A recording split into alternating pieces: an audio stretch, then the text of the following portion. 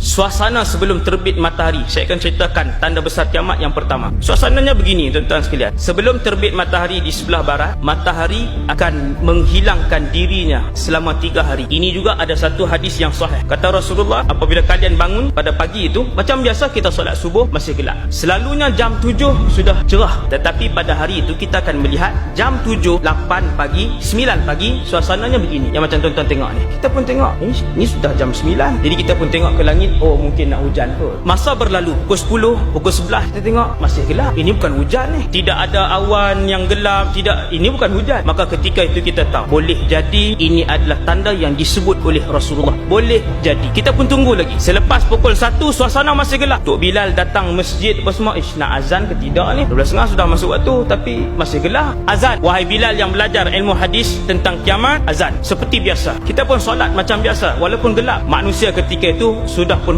berkumpul di banyak tempat. Masing-masing tanya, ni apa yang berlaku ni? Masing-masing menunggu berita daripada TV dan sebagainya. Maka kita akan tengok dalam berita sebagainya, fenomena alam yang tiada huraian. Sekarang ini pun Allah sudah tunjukkan banyak fenomena alam yang tidak boleh dirungkai oleh sains dan ilmu. Kemudian tuan-tuan, kita pun akan tengok manusia sudah mula berbincang di masjid, orang dah mula riuh. Kita tunggu esok. Keesokan harinya, malam tu semua tidur, esokan harinya semua bangun. Hari kedua bila kita bangun, manusia semua pakat tengok jam 7, jam 8 suasana gelap seperti ini. Ketika itu yakinlah kita dengan hadis Nabi sallallahu alaihi wasallam bahawasanya dalam masa sehari ataupun 2 matahari akan terbit daripada sebelah sini. Apabila hari kedua kita pun tengok masih gelap sampai jam 10, sampai jam 11. Gelapnya adalah seperti gelap malam yang matahari tidak keluar. Gelap itu sama ada 2 atau 3 hari, bukan 3 hari confirm. 2 atau, sebab ada 2 pendapat, ada 2 hadis. Tuan-tuan, kita pun bangun pada hari yang keempat. Kalau kita ambil pendapat hadis yang mengatakan bahawa 3 hari gelap itu, kita pun bangun pada hari yang keempat. Seluruh manusia bangkit pada ketika itu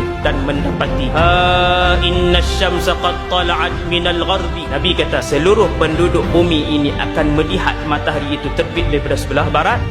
Apabila matahari terbit di sebelah barat, orang ramai akan menjerit. Itu dia, matahari sedang terbit di sebelah barat. Kata Rasulullah, semua beriman ketika itu. Seluruh penduduk bumi ketika itu beriman kepada Allah, bahawa mereka yakin inilah kuasa Allah. Dan ketika itu iman tidak lagi boleh diguna pakai, kerana apabila terbit matahari di sebelah barat, itu bermaksud Allah telah pun menutup pintu taubat selama-lamanya. Semua orang berlari ke kanan ke kiri, suasana jadi tidak terkawal. Ada yang balik ke rumah menyarungkan tudungnya baru menutup aurat. Ada yang berlari ke masjid terus mengambil wuduk dan terus solat, tetapi solat itu tidak boleh dipakai lagi. Yang bertaubat baru nak tutup aurat, ketika itu tutup auratnya tidak diterima lagi. Kata Rasulullah, ada yang sedang memerah susu kambing ataupun lembunya, dia meninggalkan perahan itu serta merta. Ada yang sedang meletakkan bata pada binaannya, dia meninggalkan letak bata itu serta merta. Ada yang ketika itu sedang berjual beli, dan ketika itu juga dia melepaskan duit dan barangnya. Kata Nabi, ini Nabi buat contoh. Mereka balik ke rumah mengambil emas masing-masing, mencari orang-orang miskin. Ketika itu berlari ke rumah orang miskin, lalu diletakkan di depan rumah orang miskin, diketuk pintu. Makcik ambillah semua emas ni, saya sedekah fisabilillah. Makcik itu kata, alangkah baiknya kalau sedekah ini semalam